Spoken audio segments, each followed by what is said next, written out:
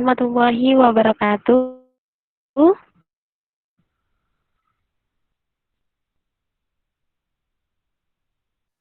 Waalaikumsalam warahmatullahi wabarakatuh.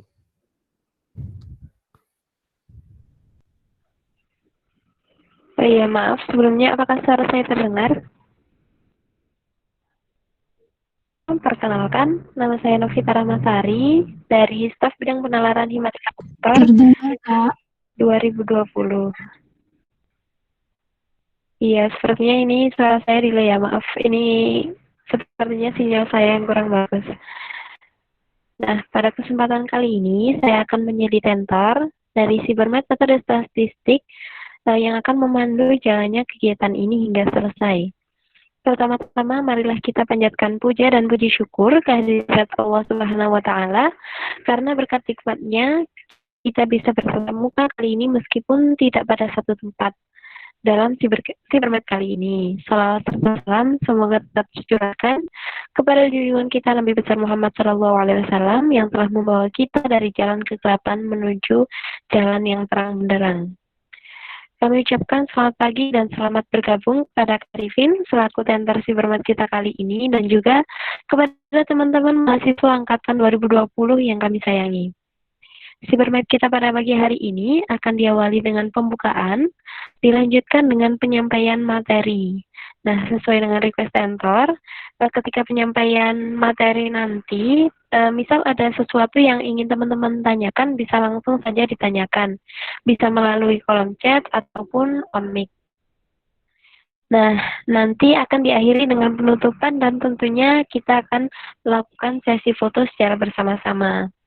Selanjutnya, saya akan membacakan beberapa tata tertib pada Cybermed kali ini.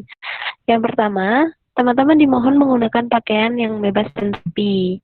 Yang kedua, diharapkan teman-teman join Google Meet menggunakan akun email UM. Yang ketiga, Google Meet terlibat.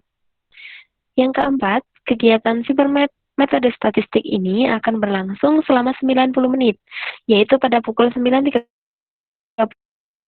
hingga pukul 11 waktu Indonesia Barat. Yang kelima, pertanyaan jawab akan mengirimkan pertanyaannya di kolom chat dalam format nama underscore pertanyaan yang akan diajukan. Atau kalau teman-teman bisa on mic, dipersilakan juga on mic. Nah, nanti tentor akan menjawab pertanyaan dari teman-teman 3 terlebih dahulu. Jika waktunya masih tersedia, maka dilanjutkan dengan pertanyaan yang selanjutnya. Namun ketika nanti Cybermed ini sudah selesai, namun ada pertanyaan yang belum terjawab, nanti akan dijawab melalui WhatsApp group. Nah, baik, sebelum Cybermed kali ini kita mulai, alangkah baiknya kita berdoa terlebih dahulu. Berdoa menurut agama dan keyakinan masing-masing dimulai.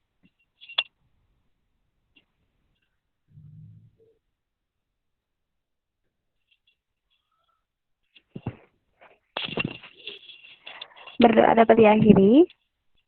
Nah, ketika diskusi nanti diharapkan teman-teman aktif ya, dan ketika ada teman yang bertanya, tidak hanya tentor yang bisa menjawab, tapi teman-teman yang lain juga bisa menjawab. Karena Cybermed kali ini kita bersifat diskusi bersama-sama, jadi siapapun boleh bertanya, siapapun juga boleh menjawab. Nah, sebelum Cybermed ini dimulai, teman-teman bisa menyiapkan posisi teman-teman yang paling nyaman, dan bisa disiapkan juga alat tulisnya. Mungkin nanti ketika pembahasan ada yang perlu dicatat. Nah, tanpa berlama-lama lagi, langsung saja kita persilahkan kepada Kak Arifin. Kepada Kak Arifin, waktu dan tempat kami persilahkan. Baik, Assalamualaikum warahmatullahi wabarakatuh. Bismillahirrahmanirrahim. Alhamdulillah kita dapat berkumpul pada pagi hari ini untuk belajar bersama ya. Saya harap dalam belajar bersama ini semuanya saling aktif. Saya di sini tidak mau dianggap tentor gitu, nggak bisa ya. Soalnya saya juga belajar ya, jadi semuanya bisa untuk aktif juga. Silakan untuk berpendapat seperti itu. Baik, selanjutnya saya akan share screen dulu.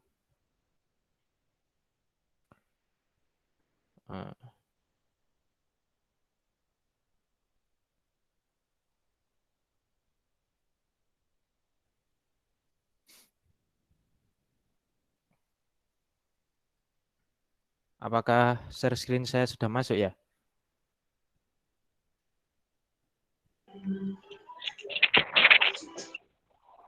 Di saya masih proses untuk share screen. Mungkin di jalan teman-teman yang lain mungkin share screen-nya sudah muncul. Sudah, Kak. Baik, sudah ya.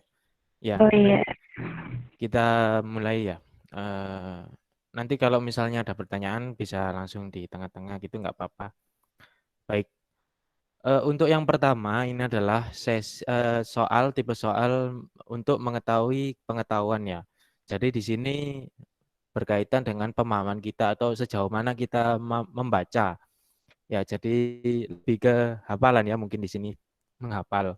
Nah, jadi dalam metode statistik itu kita mengenal berbagai distribusi. Nah, distribusi ini ada yang bersifat atau merupakan distribusi diskrit dan ada yang merupakan distribusi kontinu. Apabila distribusi diskrit, ini data-datanya itu diskrit atau tunggal. Jadi misalnya 1, 2, 3, apabila diletakkan dalam garis bilangan itu bentuknya titik-titik seperti itu ya. Tapi kalau kontinu ini adalah bentuknya berupa grafik seperti itu. Jadi garisnya lurus kalau di garis bilangan. Mungkin seperti itu. Eh, kita bahas dulu. Kemarin kan sudah saya bagikan ya di grup. Mungkin kalau nanti ada yang mencoba atau mungkin ada yang berpendapat lain dipersilahkan gitu ya. Untuk yang pertama, jika ada pengulangan sebanyak N kali dengan pengembalian di mana kemungkinan ada dua kejadian sukses dan gagal, maka itu merupakan ciri dari distribusi. eh, Mungkin ada yang on mic gitu, bisa jawab. Ada apa gitu misalnya.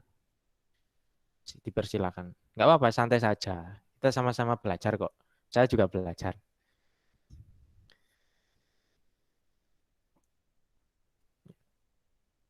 Santai. Mungkin ada yang sudah mengerjakan. Tuh. Ya, silakan.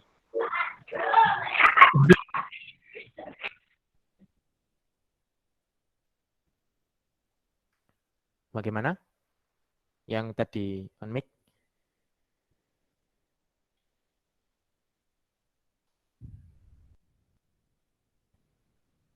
Baik. Masih belum ya? Masih belum. Ya, enggak apa-apa. Jadi nomor satu ini merupakan jawabannya adalah distribusi binomial. Ya. Jadi ciri-ciri dari distribusi binomial, ya mungkin ini bisa dicatat gitu ya. Eh, Terdapat dua peluang kejadian, yaitu sukses dan gagal. Nah, sukses dan gagal ini independen atau saling bebas. Seperti itu. Jadi kalau di sini, jika ada pengulangan sebanyak N kali dengan pengembalian di mana kemungkinan ada dua kejadian sukses dan gagal, maka itu merupakan ciri dari distribusi binomial. Ya, binomial. Jadi ini kalau menurut saya di sini catatannya itu ya di soal sama jawaban. Jadi misalnya kalau mencatat satu soal ini sampai ciri dari distribusi binomial lah, seperti itu mungkin kalau nanti mencatat. Ya, seperti itu. Baik, saya lanjut dulu ya. Yang kedua, distribusi titik-titik merupakan pengambilan sebanyak N barang tanpa pengembalian dengan dua kemungkinan kejadian yaitu sukses dan gagal.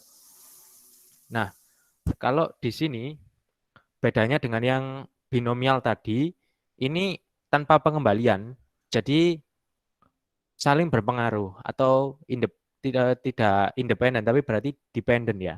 Berarti saling berpengaruh. Ciri-ciri yang menonjol yaitu ada kata-kata ini, tanpa pengembalian ini.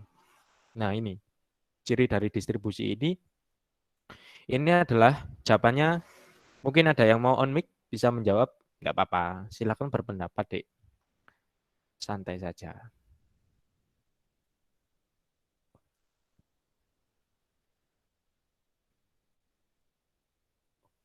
Ada enggak kira-kira? Santai saja. Ya, mungkin dari teman-teman ada yang mau jawab, boleh banget on mic, atau mungkin masih malu-malu nih buat jawab on mic, bisa juga dituliskan di kolom chat, boleh juga, atau on mic juga boleh. Nah, dari Rita Putri, ini ada yang jawab hipergeometrik, Kak. Ya, benar sekali. Terima kasih. Ya, jawabannya adalah hipergeometrik. Ya, jadi distribusi binomial tadi dan hipergeometrik ini mirip ya. Mirip, tapi pembedanya atau yang menjadi garis bawahnya kalau hipergeometrik ini tanpa pengembalian itu tadi. Jadi yang mungkin dapat dicatat itu ya, tanpa pengembalian adalah distribusi hipergeometrik. Baik, seperti itu. Nah, sekarang yang ketiga, percobaan yang diulang sampai mendapatkan sukses pertama adalah ciri dari distribusi apa? Ayo, kira-kira. Jawabannya mirip sama yang kedua. Ini boleh nih. Silakan.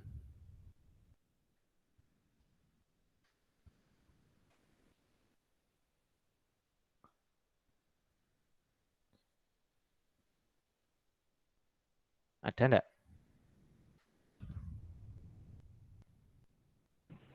Ya, ada yang jawab geometri, Kak. Geometrik ya. Oh iya, Iya, benar, geometrik. benar, geometrik. Jadi yang tadi itu hiper, yang sekarang itu geometrik. Nah, jadi nanti misalnya kalau kita contohnya itu, misal berapa peluang ketika melemparkan sebuah dadu atau koin supaya mendapatkan eh, misalnya kalau koin ya, misal mendapatkan gambar itu yang pertama kali. Jadi yang muncul gambar itu kira-kira berapa? Nah, itu peluangnya berapa? Seperti itu. Kalau ini. Lanjut mungkin ya. Distribusi yang mempunyai sifat tanpa memori.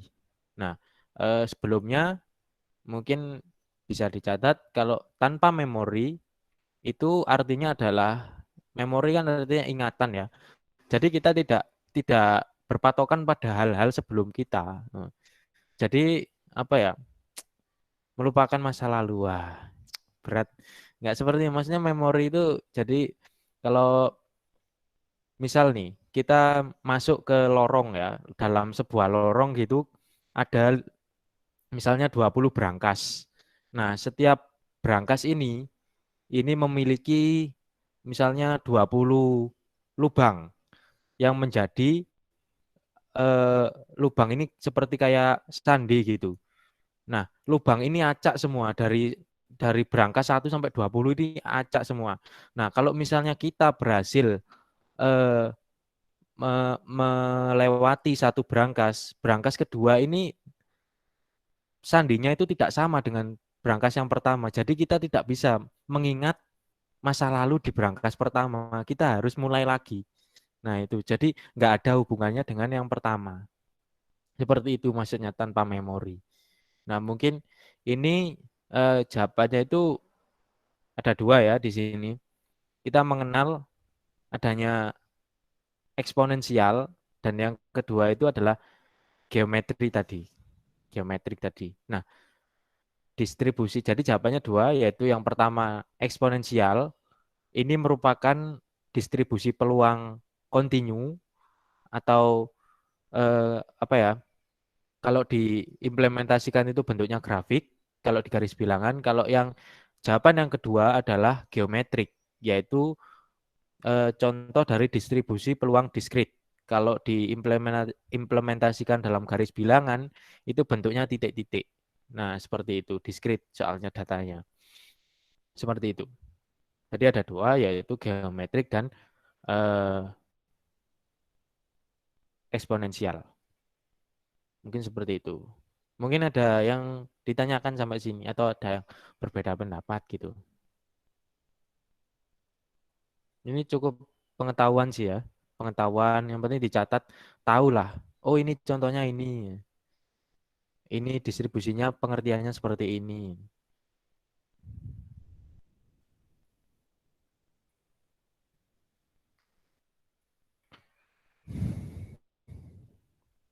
Baik, pada ada yang ditanyakan atau lanjut dulu?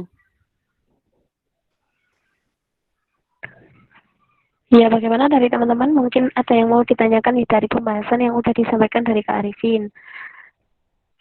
Mungkin ada yang mau bertanya atau mungkin sudah paham dan bisa dilanjutkan, bisa ditulis di kolom chat ya. Mau dilanjutkan atau mungkin ada yang mau masih bertanya.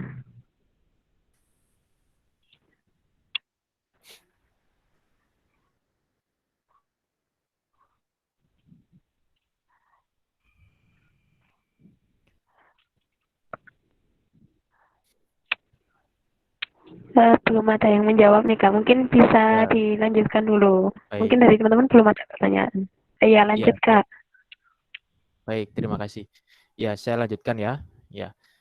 Selanjutnya yaitu distribusi yang memiliki rata-rata dan variansi yang sama adalah eh, mungkin ada yang mau jawab di kolom chat bisa wes. Kalau misalnya nggak anu nggak PW ngomong bisa nggak apa-apa. Santai saja.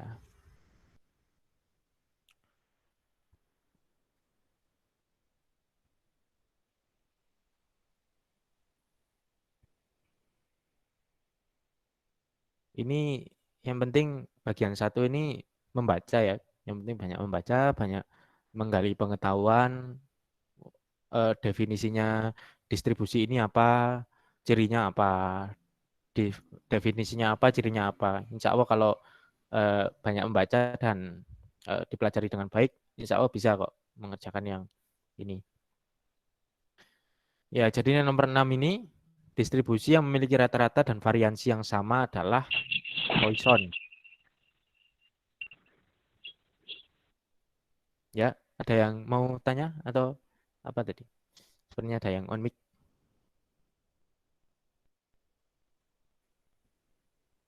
Enggak,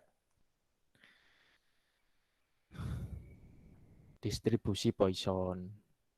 Karena di sini rata-ratanya itu sama dan variansinya sama secara teori ya di sini. Nanti kalian bisa baca-baca sendiri seperti apa kesamaannya itu.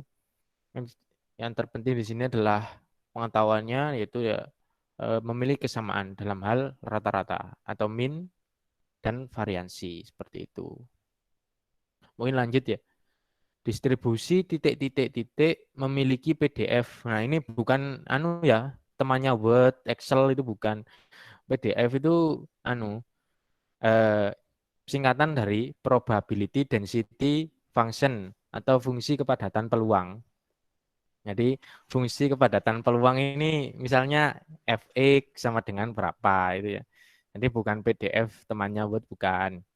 Nah, distribusi ini yang memiliki PDF fungsi konstan itu yang paling sederhana yaitu uniform. Uniform atau bisa disebut distribusi seragam. Nah, itu fungsinya nanti fungsi konstan. Jadi nanti bentuknya angka, kayak misalnya fx sama dengan 5 gitu. Untuk untuk apa sampai apa dari interval berapa sampai berapa. Nah, seperti itu. Di seragam seperti itu. Nah, lanjut ya di sini. Distribusi eksponensial merupakan distribusi khusus dari distribusi titik-titik-titik ketika K sama dengan 1. Nah, K sama dengan 1. Ini K ini variabel ya. Nanti kalau misalnya di buku atau sumber lain ada yang nyebutnya alfa, nggak selalu K. Nah, ini kalau alfa sama dengan 1 gitu. Nah, ini eksponensial, ini berhubungan erat kalau kita berbicara dengan distribusi gamma. Jadi 8 itu gamma. Eksponensial himpunan bagian dari gamma. Jadi gitu. Misalnya gamma ini alfanya sama dengan 1, dia akan menjadi distribusi eksponensial. Seperti itu. Ya, 8. Nah, ini lanjut 9. Ini familiar ya. Distribusi normal mencapai maksimum di X sama dengan, ya silakan dijawab dulu ya. Ini familiar kayaknya.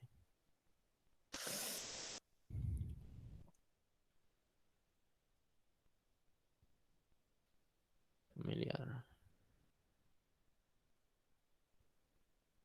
Gimana? Ayo, Dik, silakan.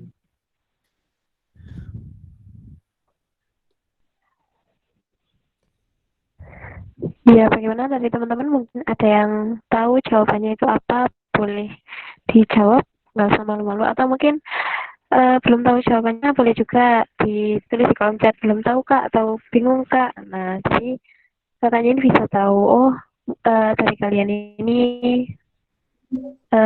pengetahuannya sampai mana.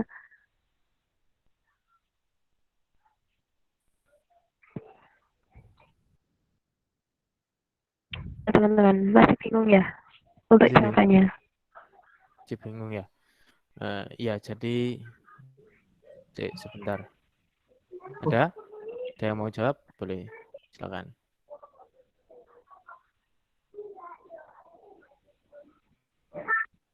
Izin Oh menjawab, iya, Kak. silakan. Apakah dari minta hingga sampai tak hingga, Kak? Minta hingga sampai tak hingga. Eh, Mungkin alasannya bisa di apa? Dijelaskan gitu. Enggak apa-apa, enggak ada jawaban salah. Kita sama-sama belajar, santai. Atau menebak atau gimana? Enggak apa-apa, silakan. Enggak.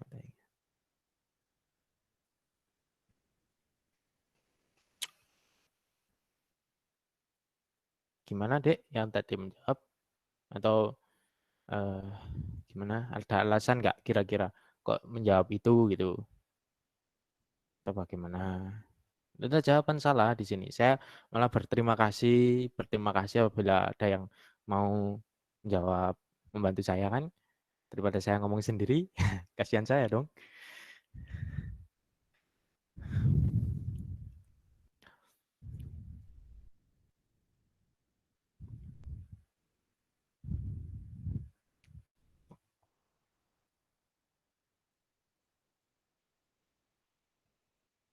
Ya, masih aneh ya. Tadi aneh.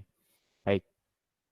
Untuk jawaban tadi dari minta hingga sampai tak hingga itu di sini X ya, X. Oke, sebentar. Nah, sebentar. Ini tadi sudah ya. Ini share screen saya sudah berubah kan ya? Atau, atau masih yang tadi? Sudah, Kak. Sudah ya? Ya. Wah, nomor 9 udah ada jawabannya. Ya, nggak apa. Eh, Tadi itu 8. Distribusi normal mencapai maksimum di X sama dengan mu ya. Mu. Jadi di sini X, jadi distribusi normal itu bentuknya seperti gunung. Nah, gunungnya itu simetris.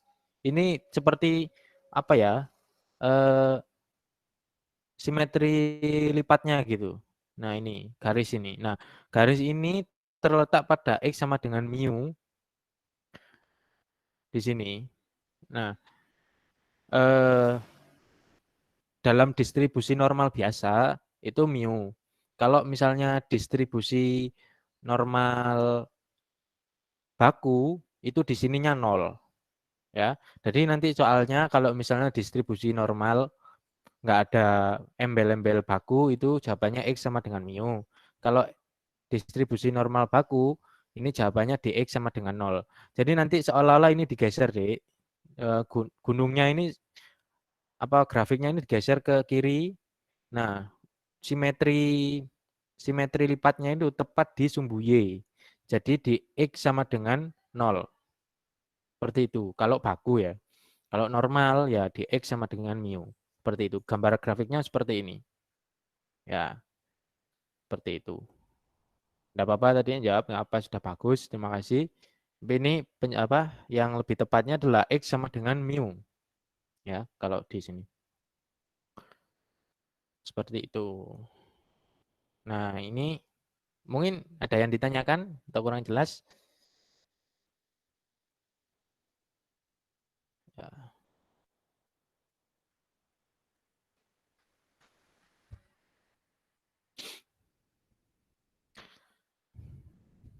Udah, bisa lanjut ya. Nah, lanjut. Nah, ini udah ada jawabannya berarti ya, yang poin kalimat ke-9, distribusi C kuadrat merupakan distribusi khusus dan distribusi gamma dari distribusi gamma ketika K sama dengan V per 2 dan lambda sama dengan 2. Tadi kan eksponensial itu juga merupakan distribusi khusus dari gamma ketika K sama dengan 1. Nah, ada beberapa buku seperti yang saya katakan tadi, K ini bisa diganti dengan alfa. Nah, kalau di poin 9 ini, kalimat 9 ini, lambda ini kadang diganti dengan beta. Nah, jadi enggak usah bingung, yang penting nanti dipelajari ya. Kalau misalnya C kuadrat itu K-nya itu sama dengan V per 2 atau alfa sama dengan V per 2 dan lambda sama dengan 2. Ini merupakan pengkhususan dari distribusi gamma. Jadi kayak himpunan bagian gitulah gampangnya. Seperti itu. C kuadrat jawabannya. Ya, mungkin seperti itu. Baik. Kita lanjut dulu ya.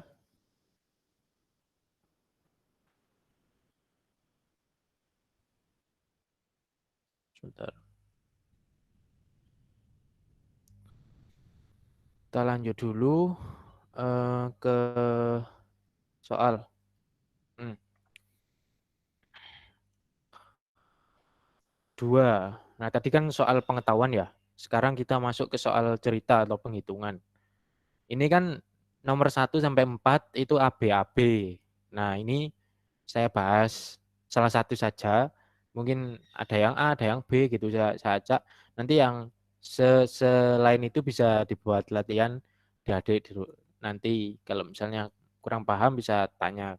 Kalau ada waktu ya kita bisa membahasnya gitu ya. Baik. Untuk soal yang pertama, seorang agen asuransi jiwa menjual polis kepada 5 orang yang umur dan keadaan kesehatannya sama. Nah, sama nih. Menurut tabel mortality, peluang bahwa seseorang akan hidup 30 tahun lagi adalah 2/3.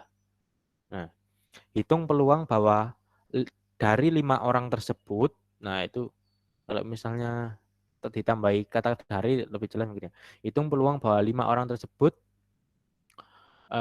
yang pertama adalah semuanya masih hidup. Yang kedua, yang B, paling sedikit 3 orang masih hidup.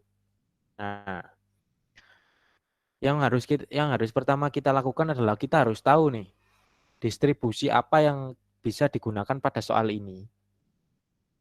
Mungkin dari adik-adik ada yang ingin menjawab atau berpendapat, Kak ini distribusi ini Kak, berdasarkan catatan tadi, catatan yang kita bahas di nomor 1 tadi, di bagian 1. Silakan. Kak ini bahas ini.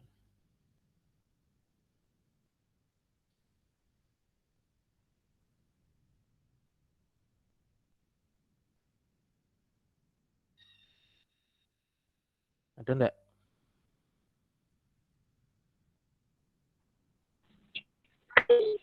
Ya, silakan dari teman-teman mungkin yang tahu Izin jawabannya bisa. Iya, silakan. Ini apakah distribusi binomial? Ya, benar. Benar, Dek. Ini termasuk distribusi binomial.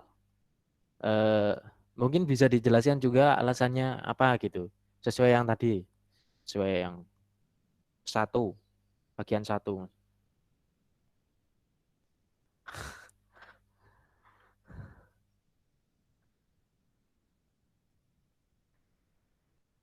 Karena sudah benar tadi, binomial. Terdapat peluang sukses atau gagal. Di situ adalah hidup dan mati. Oh iya, hidup dan mati. Yo, keren. Ya, ada lagi mungkin yang bisa ditambahkan cara ciri-ciri lain?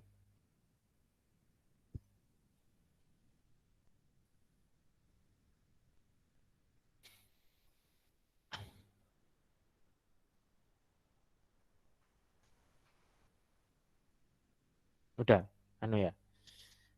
Tambahan saja Ya sudah benar, memang ada di sini ada hidup dan mati. Ya, berarti kan ada dua peluang. Kak, kan ada mati suri, mati suri. Nah, itu enggak, jangan berpikir seperti itu ya. Ini hanya hidup sama mati gitu. Enggak usah berpikir seperti itu. Enggak usah berpikir tengah-tengah. Ada hidup dan mati sudah itu saja. Berarti ada dua kemungkinan. Lalu peluangnya itu 2/3 kalau hidup. Nah, berarti yang meninggal, nah itu berarti sepertiga, seperti itu. Nah, 2/3 sama sepertiga ini saling independen, saling bebas, tidak saling mempengaruhi. Jadi, ini termasuk distribusi binomial. Saya mencoba mengerjakan yang B. Ya, coba mengerjakan yang B, jadinya itu seperti ini. Bentar. Nah, ini.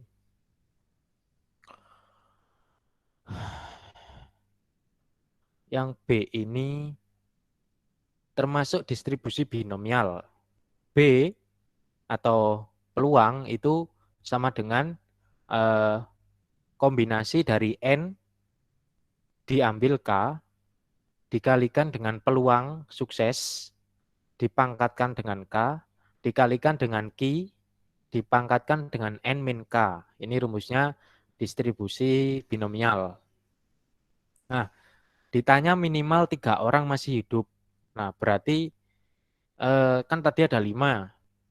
Berarti ada kemungkinan 3, ada kemungkinan 4, ada kemungkinan 5. Sudah mentok, sudah itu. Berarti kan 3, 4, 5. Kita hitung satu-satu. Jika X, nah X ini pembacanya, X sama dengan 3, maka ini dari 5 diambil 3, dihitung, pakai rumus ini dimasukkan ya. Dimasukkan, nanti dihitung, kalau saya nggak salah hitung hasilnya ini. 80/3 × 5. Terus jika X sama dengan 4, dimasukkan lagi, hasilnya sama 80/3 × 5. Nah, terus dimasukkan lagi jika X sama dengan 5, maka B sama dengan ini. Terus tadi kan minimal 3 berarti dijumlahkan ini. Kenapa kok jumlah, Kak? Soalnya hubungannya ini atau ya. Kan atau bisa 3. Artinya kan kalimatnya 3 atau 4 atau 5. Nah, kalau atau itu dijumlah. Jadinya nanti ketemu peluangnya sebesar sekian.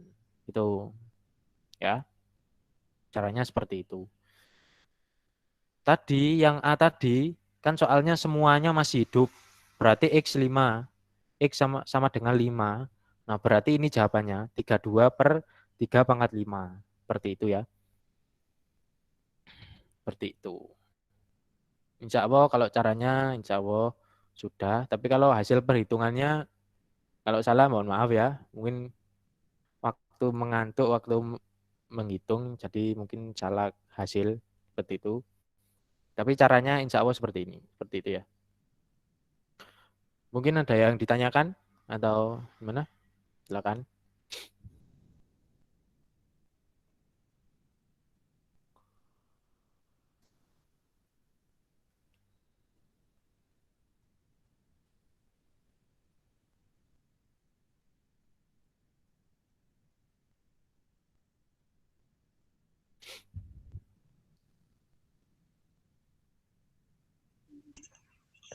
Ya, silakan dari teman-teman mungkin ada yang ingin bertanya dari pembahasan nomor 1B tadi sekaligus 1A ya.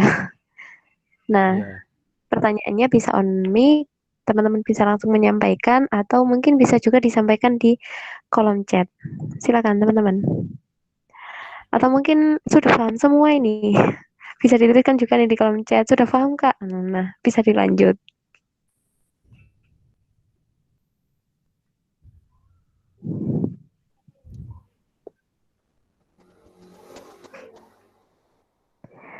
Atau mungkin ada yang punya pendapat lain, ada yang mau komen, oh Kak itu kok seperti ini boleh. Nah, di kolom chat sudah pada bilang alhamdulillah sudah paham Kak. Belum ada pertanyaan, bisa dilanjut Kak. Baik. Alhamdulillah ya. Alhamdulillah. Nah, kita lanjutkan Sebentar, soalnya tadi. Was. Nah, nomor 2. Di suatu persimpangan jalan, rata-rata terjadi kecelakaan adalah 3 kali per minggu. Wah, ini rawan sekali jalannya. Jalan apa ya ini? Terus, berapakah peluang pada suatu minggu yang A kurang dari 3 kecelakaan akan terjadi? Yang B paling sedikit 2 kecelakaan akan terjadi. Nah, tadi kan saya milih B. Nah, ini saya milih A ini. Milih A. Tapi sebelum itu sama seperti tadi ya, kita harus tahu ini distribusi apa yang harus digunakan. Mungkin dari teman-teman ada yang mau berpendapat, kira-kira distribusi apa ini gitu. Nggak apa-apa.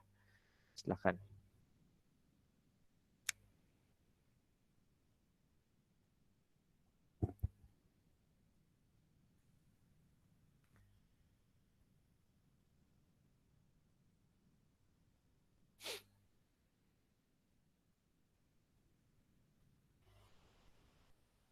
Ada? Ada enggak kira-kira?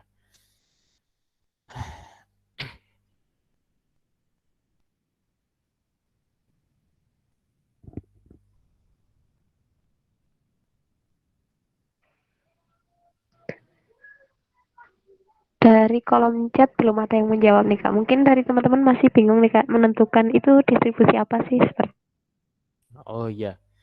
Baik, terima kasih Mbak Moderator. itu. Untuk yang nomor 2 ini distribusinya kita lihat kan di sini ada 3 kali per minggu. Nah, per minggunya ini menjadi kunci untuk menentukan untuk distribusi. Mungkin tadi yang Poisson ada tambahan catatan ya. Untuk yang ada keterangan dalam satuan waktu tertentu atau satuan tertentu lah.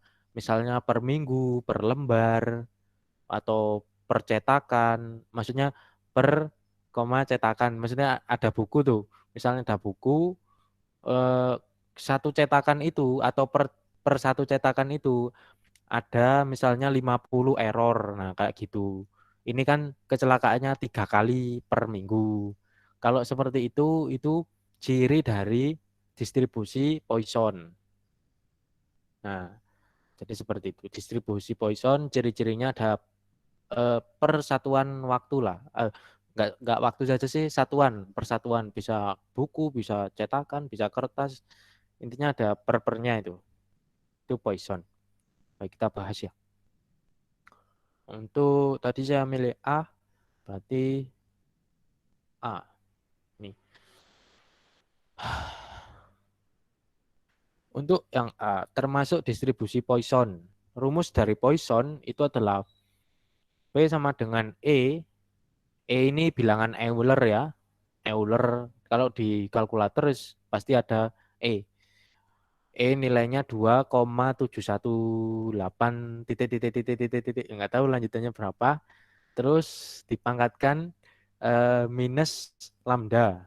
Nah, lambda ini itu yang menjadi satuan di dalam soal biasanya. Kalau tadi itu 3 kali per minggu. Nah, 3-nya itu yang lambda. Terus X ini Pau bacanya kan tadi soal nomor A itu kurang dari 3 kali seminggu. Kurang dari 3 kali. Berarti kalau kurang dari 3 itu bisa 0 kecelakaan. Selamat semua, amin. Terus satu kecelakaan, terus 2 kecelakaan. Seperti itu. Nah, kita hitung nih satu persatu. Satu persatu kita masukkan. Ya mungkin kalau menghitung ini ya menggunakan kalkulator ya. Semoga saja diperbolehkan lah waktu UAS. Kalau nggak diperbolehkan ya gimana? Ya ini jadi masukkan mulai nol berarti E pangkat min 3 kali 3 pangkat 0 per 0 faktorial. Hasilnya berapa? Terus 1 dimasukkan hasilnya berapa? Terus 2 dimasukkan hasilnya berapa. Nah, sama seperti kayak binomial yang tadi karena atau jadi nanti dijumlah ya. Dijumlah. Jumlah ketemu hasilnya. Nah, itu hasilnya. Seperti itu untuk yang A. Nah, sekarang mungkin yang B ya. Yang B ini mungkin nanti timbul pertanyaan mungkin. Atau mungkin sudah paham ya, nggak apa-apa. Nah, Kak, kalau paling sedikit gimana? Ada yang bertanya seperti itu? Atau mungkin ada yang, kalau misalnya saya bertanya, mungkin ada yang tahu jawabannya ya nggak apa-apa. Kita sharing saja. Ini kan tadi maksimal.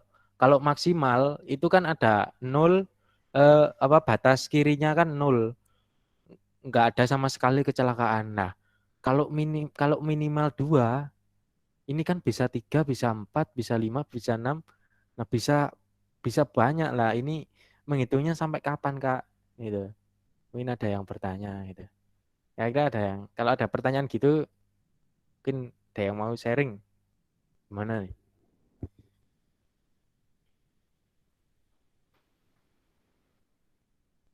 Silakan.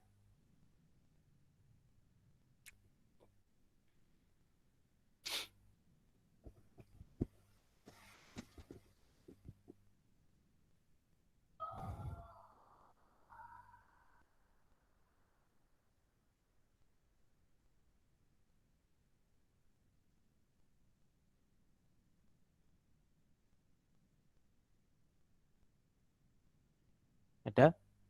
Ada nggak kira-kira?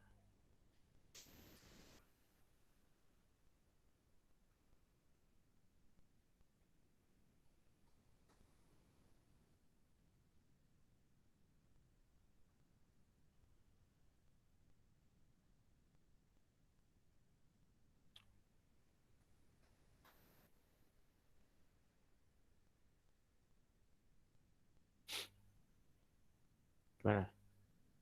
Tidak ada. Ya, mungkin saya coba berpendapat ya. Nanti kalau ada cara lain atau yang apa, ada pemikiran lain bisa disampaikan. Gak apa-apa. Jadi untuk yang B, sebentar saya kembali tadi ke jawaban. Untuk yang B, ini suara saya masih terdengar kan? Nanti saya ngomong banyak, nggak terdengar. Tes. Iya, dengar kok, Kak. Oh iya, Terdengar. oh iya. Jadi untuk yang B, itu kan tadi minimal ya, minimal 2. Berarti minimal 2 itu kan bisa bisa 2, bisa 3, bisa 4, bisa terus sampai misalnya banyak banyak, jangan sampai lah kecelakaan banyak. Nah, berarti kita menghitungnya nggak bisa ya, karena kita nggak tahu ujungnya di mana tuh nggak tahu. Nah, yang harus kita lakukan adalah kita mengurangkan atau kita tahu bahwa jumlah dari peluang itu adalah sama dengan 1, ya. Jumlah dari peluang sama dengan 1. Nah, dengan mengatakan seperti itu, maka kita apabila kita ingin menentukan minimal 2, itu bisa kita hitung yang 0 berapa, yaitu yang ini ya, yang X sama dengan 0 berapa, ketemu ini kan 0,0498. Nah, yang 1 berapa, ketemu 0,1494. Ini kita jumlahkan nih, jumlah. Nah, hasil untuk menghitung peluang yang tadi, minimal 2 tadi, itu adalah 1 min jumlah ini. Ya. Karena kita tahunya itu batas bawahnya, bukan batas atasnya. Batas atasnya kan tak hingga itu, nggak diketahui spesifik. Nah, jadi caranya adalah 1 min peluang, jumlah peluang dari 0 dan 1. Seperti itu. Kalau minimal 2 kan berarti bisa 2, 3, 4, dan seterusnya. Berarti yang enggak termasuk 2, tapi termasuk di himpunan hanya 0 dan 1. Nah, 0 dan 1 ini dijumlahkan. Nah, nanti hasilnya itu, hasil dari peluang yang ditanyakan itu, 1 dikurangi dengan peluangnya 0 dan ditambah peluangnya 1. Seperti itu. Nah, ada bayangan nggak? Atau nanti ini maksudnya jadi latihan gitu. Latihan di rumah. Saya kasih caranya, clue-nya gitu. Mana? Ada yang nggak paham?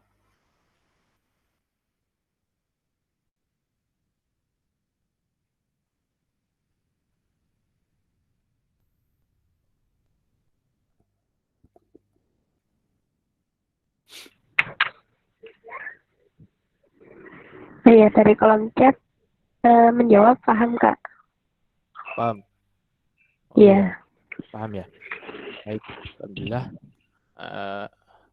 Kalau begitu bisa dilanjut ya. Lanjutnya adalah kita buka soal lagi nomor 3. Hitunglah peluang bahwa seseorang yang melemparkan 2 uang logam setimbang memperoleh sisi angka-angka pada lemparan yang keempat dari lemparan yang ketujuh. Nah, ini maksudnya mungkin ada yang bingung ya, rancu ini maksudnya seperti apa, lemparan. Jadi ini maksudnya itu sukses yang keempat, yang A itu ya, sukses yang keempat dari lemparan yang ketujuh. Maksudnya kita melempar 2 uang logam.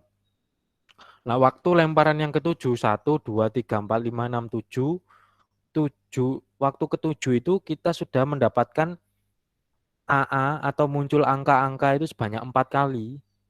Entah itu munculnya di 1, 3, 6, 7 atau seperti apa. Intinya waktu ketujuh itu sudah mendapatkan AA itu sebanyak 4 kali. Maksudnya seperti itu. Yang B itu waktu lemparan keempat itu sudah mendapatkan AA sebanyak 1 kali. Nah, pertama kan ya 1 kali. Ya entah yang lemparan pertama, lemparan kedua, lemparan ketiga, atau bahkan lemparan yang keempat. Seperti itu maksudnya. Jadi seperti itu. Mungkin ada yang mau menjawab dulu. Sama seperti sebelumnya, kita harus tahu ini menggunakan distribusi apa dulu. Kira-kira ada yang ingin menjawab? Binomial negatif, Kak. Baik, ya benar. Ya, terima kasih, Dek.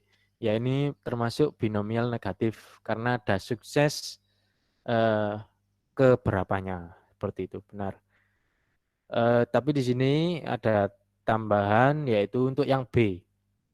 Untuk yang B itu kan pelemparan yang pertama atau sukses yang pertama. Nah, sukses yang pertama ini dapat dikategorikan sebagai bentuk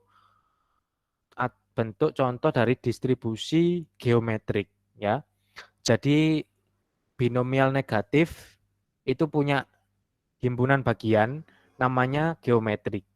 Nah, ciri dari geometrik itu kalau suksesnya pertama. Tapi kalau mau disebut binomial negatif juga benar karena geometrik itu himpunan bagian dari binomial negatif seperti itu ya.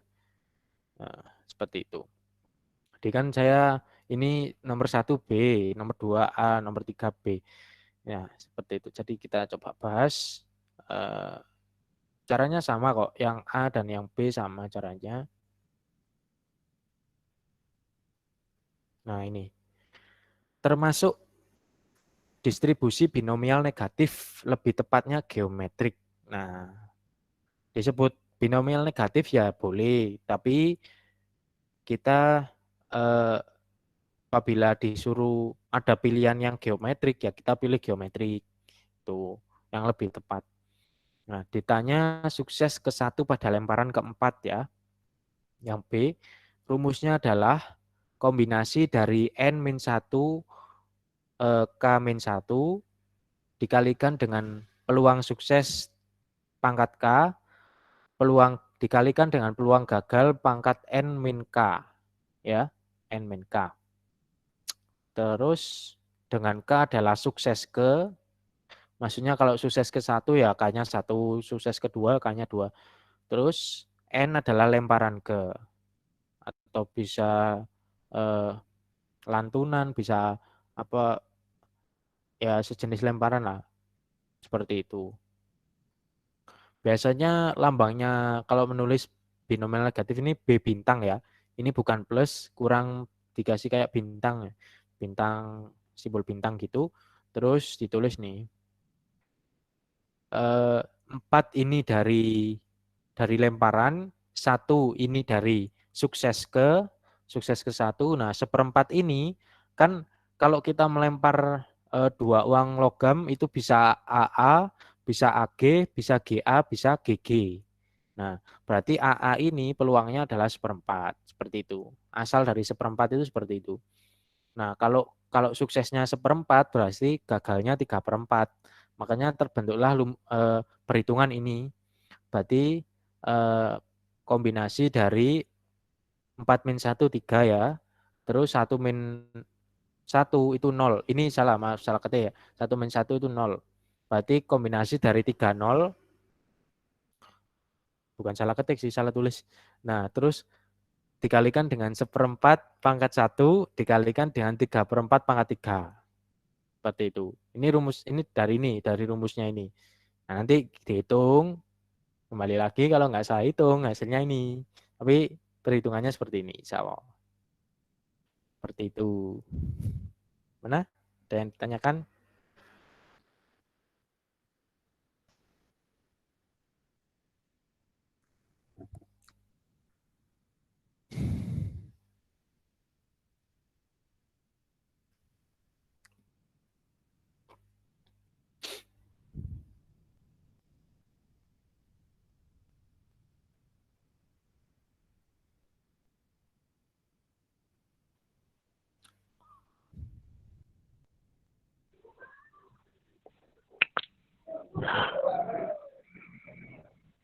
Ya, mungkin dari teman-teman ada yang mau ditanyakan. Ada yang tanya nih, Kak. Kak, nanti PDF-nya apakah di-share di grup? Oh iya, ya insya Allah nanti saya share. Ya, Dek. Siap.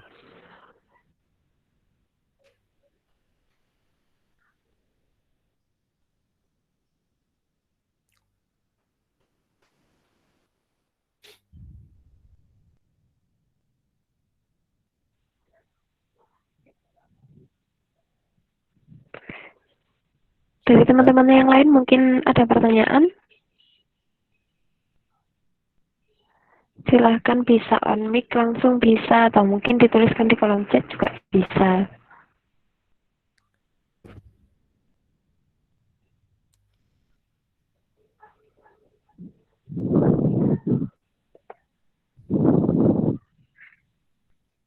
Atau mungkin ya, belum ada pertanyaan, atau mungkin sudah paham ya, Dek, dari penjelasannya Kak Arifin.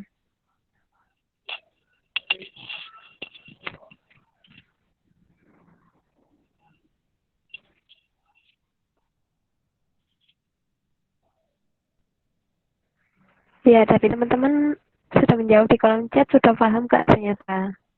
Oh iya, alhamdulillah ya kalau begitu. Baik, kita lanjut dulu ke pembahasan selanjutnya. Uji hipotesis. Nah, baik. Nomor 4. Suatu perusahaan yang menjual produk A mengeluarkan pernyataan bahwa 80% produknya dibeli masyarakat di suatu tempat B. Peningkatan penjualan di daerah tersebut diuji cobakan dan menurut mereka akan meningkatkan penjualan. Dari uji coba 100 produk A, ternyata 5 tidak terjual. Apakah fakta ini cukup menyimpulkan bahwa telah ada peningkatan penjualan? A. Gunakan taraf keberartian atau alfa sebesar 0,01. Yang B. Gunakan taraf keberartian alfa sebesar 0,05. Ya, jadi ini uji hipotesis. Dalam uji hipotesis nanti kita mengenal adanya H0 dan H1 ya. Saya beri mungkin penjelasan di awal. H0 dan H1. H0 adalah hipotesis yang ingin ditolak. Sebenarnya itu ada tapi untuk ditolak. Wah, gimana ya? Intinya di situ H0 ini adalah sebenarnya artinya itu tujuannya akan menjadi hipotesis tandingan untuk H1. Jadi yang ingin kita buktikan atau ingin kita inginkan terwujud adalah H1, tapi di sini kita memunculkan H0. Seperti itu. Nah, terus juga kita akan mengenal adanya alfa. Alfa ini adalah taraf keberartian bisa, tingkat kesalahan juga bisa, error juga bisa, banyaklah artinya alfa itu. Seperti itu. Lalu 80% ini nanti akan menjadi di hipotesisnya bisa dibuat 0,8 atau 80% sama saja. 100 produk ini akan menjadi N atau jumlah. Nah, ternyata 5 tidak terjual. Berarti kan 5 ini bisa dikatakan syarat. Nah, sedangkan 9 berarti yang terjual kan 95 produk. Nah, di sini dikatakan bahwa menurut mereka akan meningkatkan penjualan. Berarti yang diambil ini yang dijual, bukan yang tidak terjual. Seperti itu ya. Mungkin memahaminya. Analisisnya seperti itu. Jadi yang diambil itu yang terjual. Karena di sini meningkatkan penjualan. Berarti yang diambil yang terjual. Berarti 100 dikurangi 5 ketemunya 95. Seperti itu. Nah, 95 nanti yang dipakai. Jadi pengantarnya seperti itu. Alfanya 0,01 ya. Dari sini kita sudah punya data, kita lanjut ke pengerjaan soal.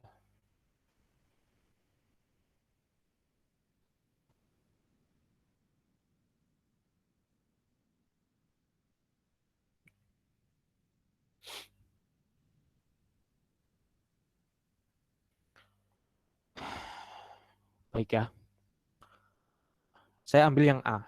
Kita ambil yang 0,01 alfanya. Alfa 0,01, nilai kritis kita ketemu 2,33 diambil dari Z tabel. Ini mungkin agak kurang kurang kelihatan, tapi saya bacakan nilai kritis atau titik kritis itu ketemunya 2,33 diambil dari Z tabel bernilai 0,99. Maksudnya di sini Z tabel yang nilainya 0,99 itu titiknya 2,33 seperti itu ya. Sebelum saya melangkah ke Z tabel, kita ke sini dulu. Ini X ini nanti dulu. Penentuan hipotesis H0 sama dengan mu sama dengan 0,8. Perlu diketahui bahwa H0 itu kesepakatannya dalam menuliskannya adalah sama dengan. Sama dengan. Jadi mu sama dengan 0,8, mu sama dengan 1 kalau 1. Atau tergantung lah. Tadi kan 0,8 atau 80%. Nah, berarti ini 0,8. P-nya ini peluang suksesnya 0,8. Terus atau yang ingin dibuktikan lah. Terus H1 kan tadi peningkatan ya. Yang akan dibuktikan itu meningkat. Nah, kalau meningkat itu berarti kan di kanan atau mu lebih dari 0,8. Menurun berarti di kiri kurang dari 0,8. Seperti itu ya. Mungkin sampai sini paham. Ada yang kalau kurang paham bisa kita pelan-pelan, santai-santai. Kalau ingin berpendapat ya nggak apa-apa.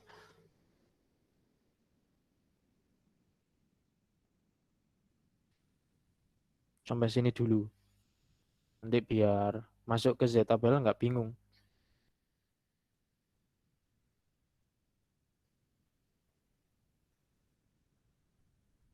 Gimana?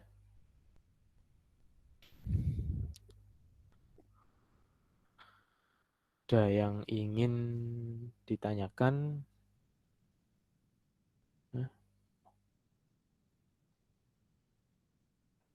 Chat. Kayak iso muncul. Bangga ada yang menjawab Pak? Atau mungkin yang lain ada yang atau bisa dilanjutkan?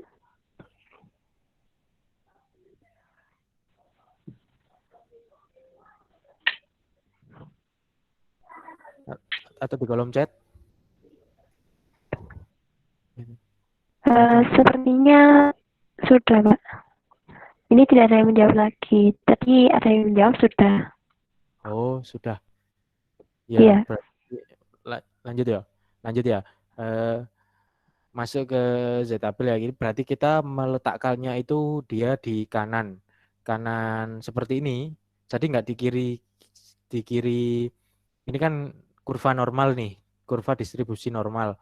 Nah, itu arsirannya itu nggak di sebelah kiri, tapi sebelah kanan karena dia lebih dari. Seperti itu mungkin gampangnya memahami. Kalau lebih dari sebelah kanan. Udah ya, kita masuk ke Z-tabel. Jadi diingat tadi 0,01 ya. Kita ingat 0,01. Nah, ini sudah kelihatan nggak? Share screen saya udah berubah nggak ini? Tabel Sudah, Kak. kecil. Kecil apa besar apa? Kecil besar, setengah kecil. Bagaimana? Kurang besar apa enggak? Kecil, Kak, katanya. Kecil. Segini? Iya. Segini? Kurang kelihatan. Gini?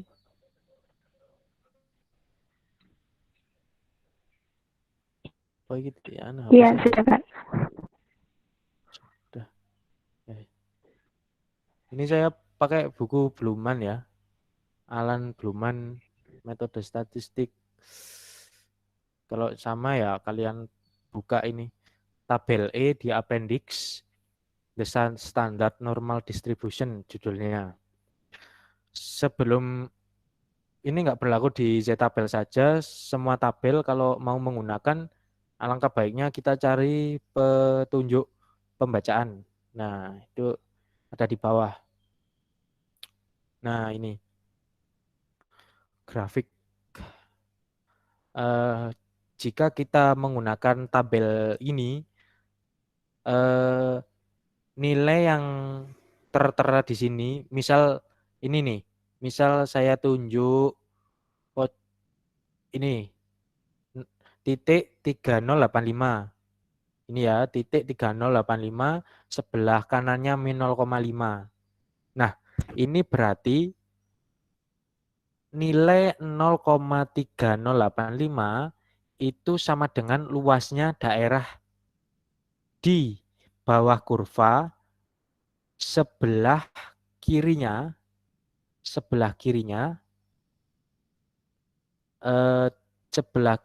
garis X sama dengan ini min 0,5 ke atas 00, berarti min 0,5. Sebelumnya paham apa enggak cara membaca tabel? Nanti kalau saya belajar cara membaca tabel dulu apa gimana? Apa sudah paham membaca tabel?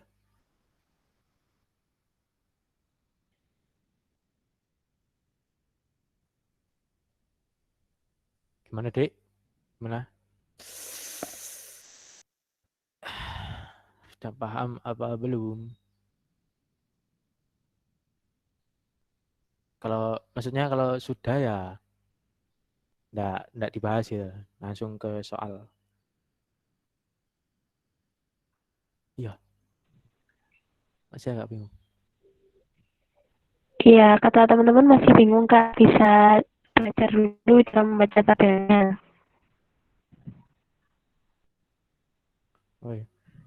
Oh iya, terima kasih. Cara membaca tabel. Jadi ini kan Z ya, Z terus ini cara membaca tabelnya itu kita misalkan di sini ya, sebentar sih. Bismillahirrahmanirrahim. Misalnya di sini. Kita ada grafik normal. Grafik normal Z ini kita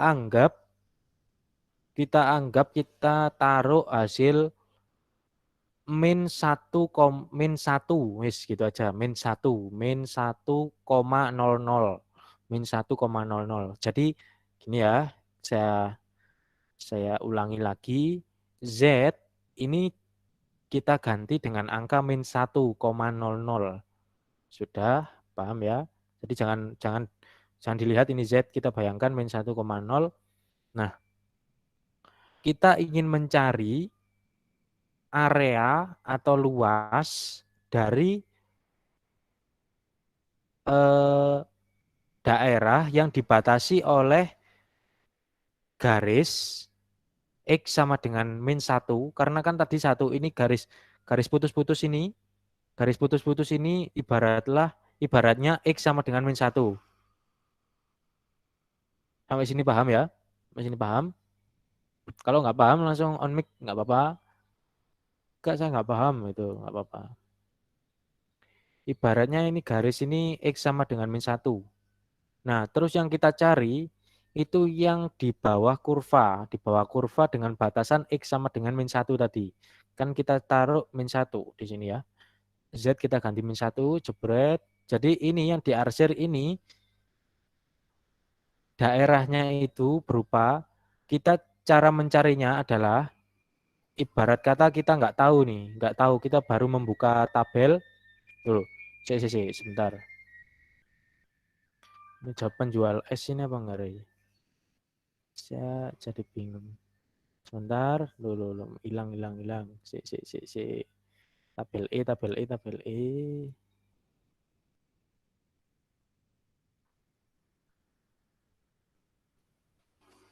E. C ini D. Nah, ini E. Misalnya kita anggap kita nggak tahu nih, nggak tahu apa ya, nggak tahu, kita baru membuka tabel. Nah, kita mencari luas yang dibatasi dengan X sama dengan 1, tapi harus di sebelah kirinya. Nah, berarti kita cari di sini dulu. Seret. Kita urut nih, min 34, min 33, min 32 sampai ke bawah, sampai ketemu min 1,0. Bawah. Nah, ini ya di sini ya. Min 1,0 di sini. Nah, ini min 1,0 itu belakangnya harus 00 lagi. Nggak boleh min 1,001, nggak boleh 002. Atau min 1,02 gitu nggak boleh, jadi harus 000. Nah, cara mencarinya, ini kan min 1 ini, min 1,0 ini banyak ini. Ada 0,1587, 0,1562 sampai suwe ini. Nah, itu kita ke atas lagi. Sret. Ini kita ke sini ya, sret. Ini min 1,0, terus kita ke atas. Sret. Kita tambah dengan ini.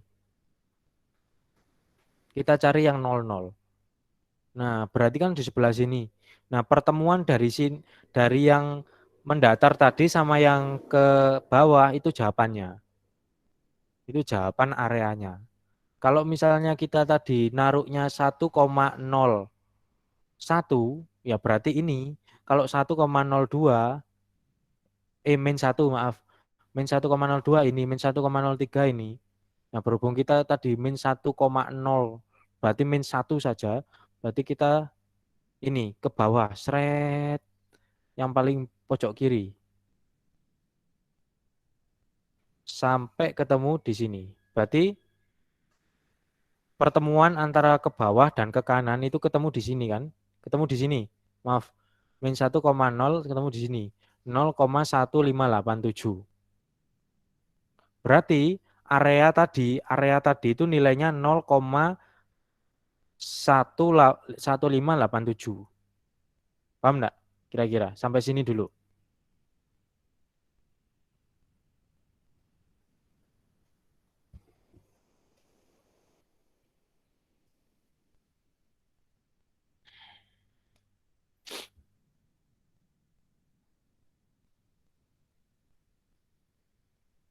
Mana, Dik?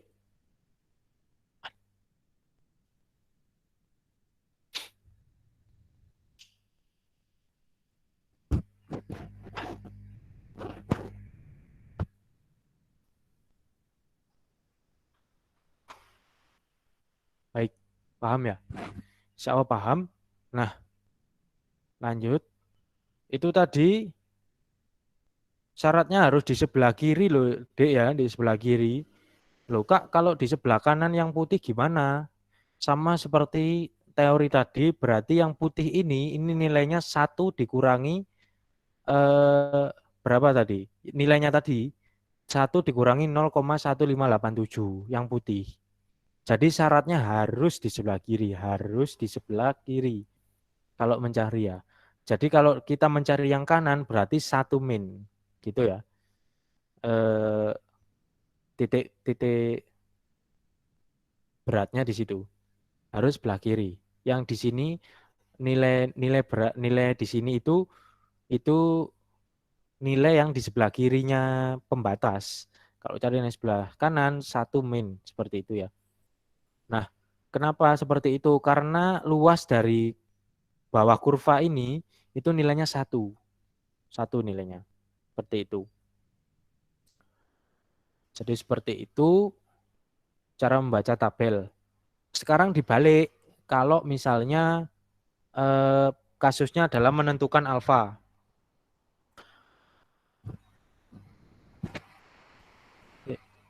Bentar.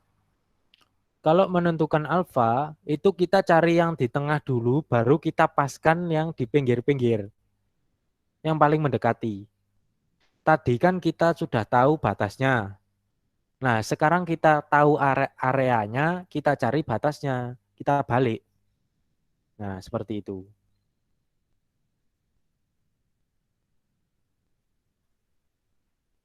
Nah, sebentar saya kembali dulu ke sini. Tadi yang di tabel Z itu yang diarsir kan sebelah kiri. Sebelah kiri toh tadi. Nah, sekarang yang diarsir ini sebelah kanan karena mu lebih dari, bukan kurang dari. Oleh karena itu harus dikurangi D. Jadi yang dipakai enggak 0,01 tetapi yang dipakai 1 min 0,01 ketemu 0,99. Kan yang dipakai di sebelah kanannya garis, di sebelah kanannya pembatas. Kita cari batasnya, yang dipakai itu yang dicari sebelah kanannya. Kalau di sebelah kanan berarti 1 min. Itu kan tadi. Nah, itu. Berarti kita cari yang 0,99. Ya.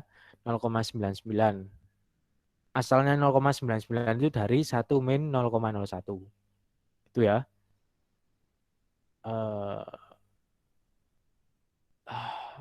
Kalau kita cari di sini, kita coba telusuri yang mendekati itu adalah sih. Mana ini?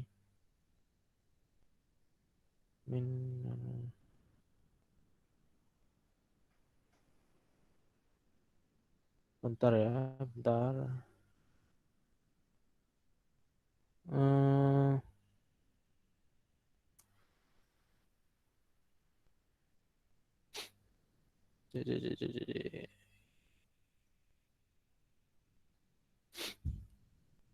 Nah, ini ternyata ada lanjutannya. Saya lupa. Nah, ini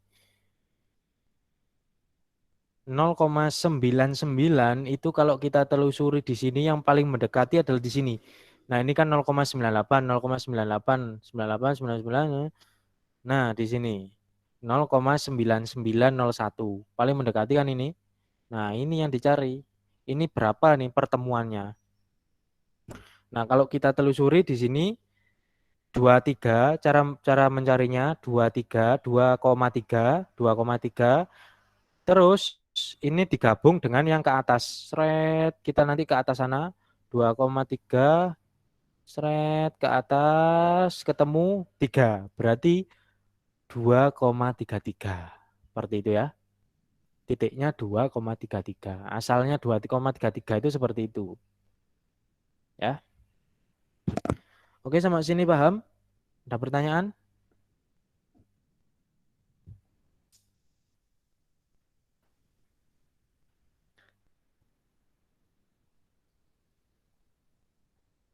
Ada pertanyaan nggak? Paham? Paham ya? Oke, paham. Selanjutnya kita lanjut ke soal. Ke jawaban maksudnya. Nah, ketemu 2,33. Baik. Tadi kan X rata-ratanya atau X yang akan kita cari itu adalah 0,95 ya. Dari penjualannya yang laku itu 95%. Terus P-nya 0,8, Q-nya adalah 0,2. Dari 1 min 0,8. Jadi suksesnya atau yang akan dibuktikan itu 80% berarti 0,8, berarti yang enggak atau komplemennya itu 0,2. N-nya sama dengan 100. Itu datanya. H0 ini sudah kita bahas tadi.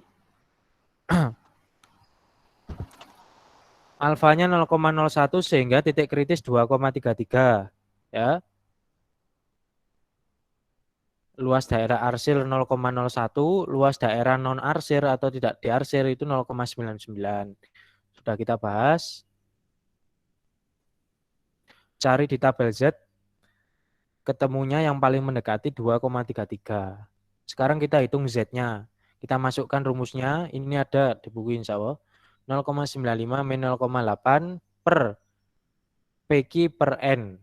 Ya, akar PQ per N. Jadi peluang sukses kali peluang gagal per 100.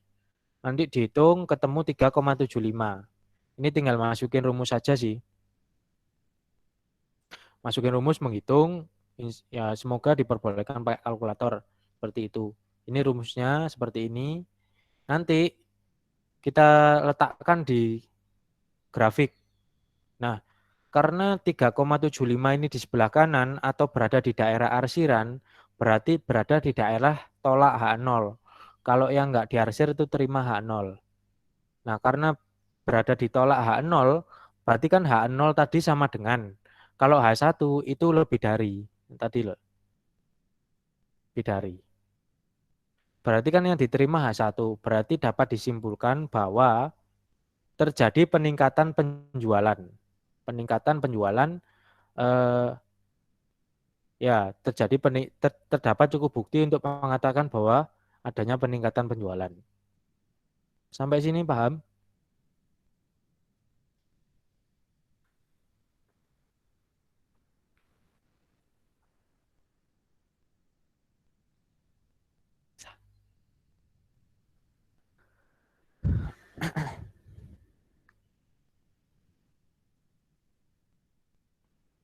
Oke.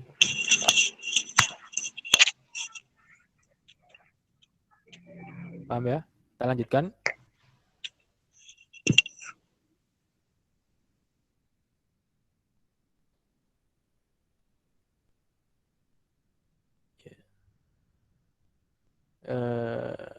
Oke.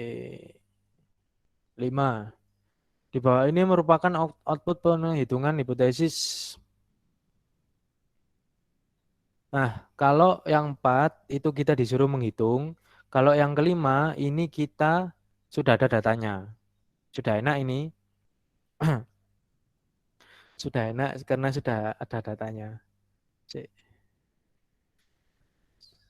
ada datanya. Nah, kalau sudah ada datanya ini kita tinggal mencari ini. Mencari, kita analisis dulu. Hipotesisnya kan mu-nya sama dengan 28. H0-nya. Berarti H1-nya mu-nya tidak sama dengan 28. Nah, berarti ini ujinya itu uji dua sisi. Uji dua sisi berarti nanti yang diarsir itu ada di kanan dan di kiri. Kalau tadi kan di kanan saja. Nah, ini kanan kiri. T-value-nya adalah 1,21. Ini nanti yang dipakai. P-value-nya ini nggak dipakai ini nanti. Kalau di pengerjaan, cara saya. Kalau ada cara lain nggak apa-apa. Bisa dikerjakan, nanti di-share gitu ya. Nah, terus ini yang penting di sini adalah CI-nya atau confident interval. Confident interval ini interval kepercayaan diri 95%. Nah, ini berada di T-tabel. Cara mencarinya ketika CI-nya 95% ini di T-tabel. Tadi kan Z-tabel. Nah, jadi langkah-langkahnya adalah kita mencari dulu nih 95% ini nilainya berapa. Seperti itu. Kita ke Z tabel.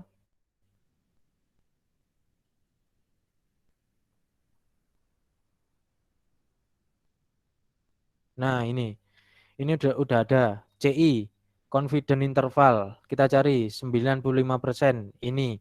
Nah, sebelum kita ke bawah ini ada degree of freedom atau derajat kebebasan. Nah, kita cari dengan rumus N-1.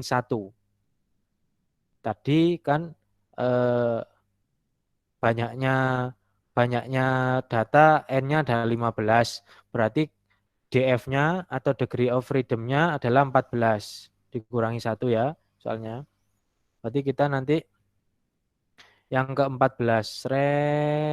Ini yang ke-14, ini yang 95% ketemu 2,145. Nah, nanti bisa dicek. Kalau bukunya Alan Bluman bisa dicek. Nah, ini karena tadi uji kiri dan kanan, jadi plus minus ya nanti ngeletakkannya. Jadi plus minus 2,145.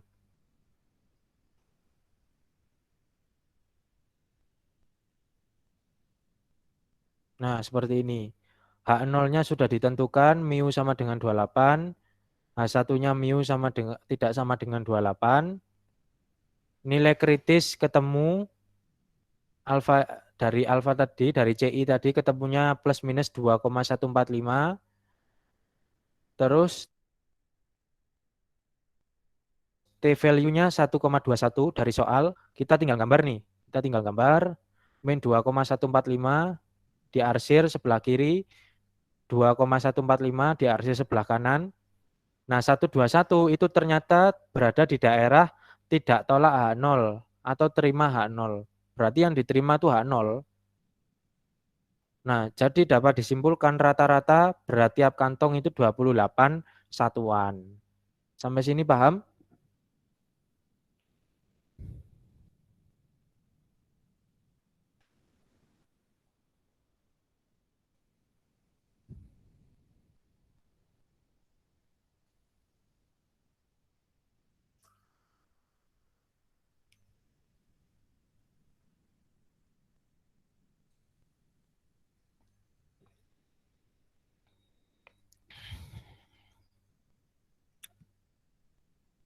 Saya izin minum ya. Serai.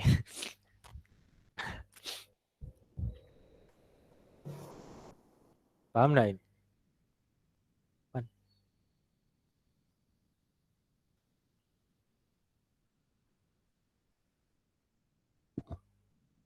Gimana, Dek? Paham enggak? Atau mungkin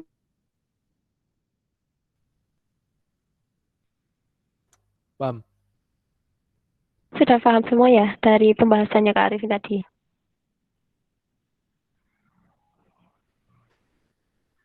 Iya ya Kak, silakan.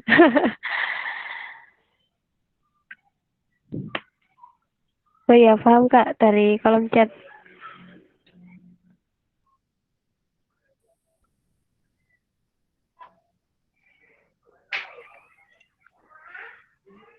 Tidak ada yang ditanyakan lagi. Oh ini ada yang mau bertanya Kak dari Noni. Kak pengen tanya T value-nya itu buat apa? Baik, saya izin menjawab. T value itu letaknya dia itu akan menjadi titik penentu. Kalau dia kan 1,21 ini berada di sebelah kirinya 2,145, sebelah kanannya min 2,145. Jadi nggak masuk di daerah arsir. Kalau nggak masuk di daerah arsir berarti ini di daerah terima H0. Terima H0. Kalau di daerah arsir ini tolak H0. Gitu ya. Nah, karena dia berada di daerah terima H0 berarti dia menyetujui H0 ini. H0-nya mu sama dengan 28. Berarti kesimpulannya rata-rata berat dari kantong itu 28 satuan. Seperti itu.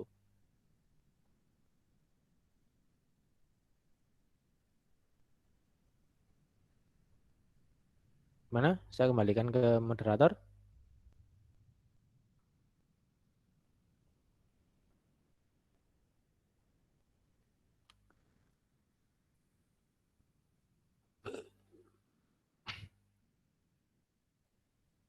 Mbak Novita. Nov.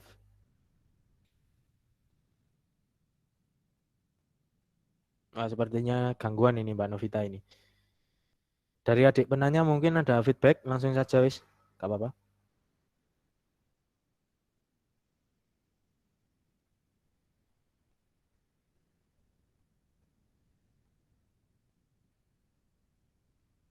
Dek, yang tanya tadi ada feedback. Teman. Oh, terima kasih. Oh, sudah ya. Terima kasih. Ya, sama-sama. Mungkin itu ada yang ditanyakan lagi.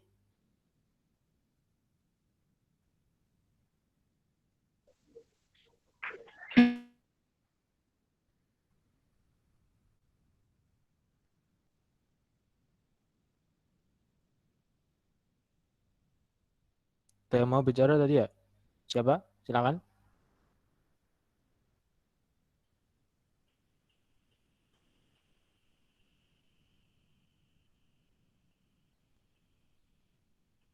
Sudah. Sudah.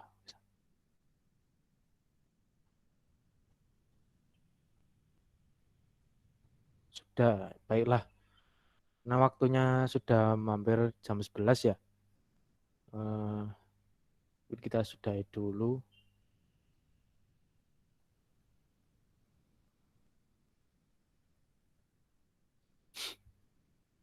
Kita sudahi dulu. Saya kembalikan ke Mbak Moderator, Mbak Novita. Apa suara saya terdengar, Mbak? Apa masih kendala ya, Mbaknya? Live meeting ini malahan. Kita tunggu dulu ya beberapa lagi. Ya, mungkin Ya, sebelum. maaf tadi terkendala Ya, sinyal. ya, sudah nih, sudah. Karena tadi sudah. Sudah. Nah, karena waktunya juga sudah berakhir, sudah hampir pukul 11 ya. Iya. Karena waktunya juga sudah berakhir, sudah hampir pukul 11, mungkin langsung saja kita akhiri. Nah, usai sudah pertemuan kita di Cybermed Metode Statistik kali ini, terima kasih kepada Kak Arifin yang telah menyempatkan waktunya untuk sharing-sharing ilmu bersama kita semua, dan juga kan telah mengikuti Cybermed kali ini dengan sangat baik. Nah, sebelum saya tutup Cybermed kali ini, mungkin dari Kak Arifin ada closing statement nih, atau mungkin mau kasih semangat. Baik. Ini suara saya terdengar ya? Tanya agak Ya, nge-lag. Oh ya, terdengar ya. Dari saya, untuk adik-adik semuanya, semangat dalam menghadapi UAS. Tetap belajar, tetap semangat. Saya sama Mbak Novita itu termasuk PJ ya, PJ dari Cybermed Matematika Vektor. Mohon maaf apabila dalam pelaksanaan selama kepengurusan itu ada yang kurang, kami mohon maaf. Ya seperti itu. Intinya dari saya tetap semangat untuk kuliah atau kegiatan kalian. Habis ini libur, ya seperti itu ya.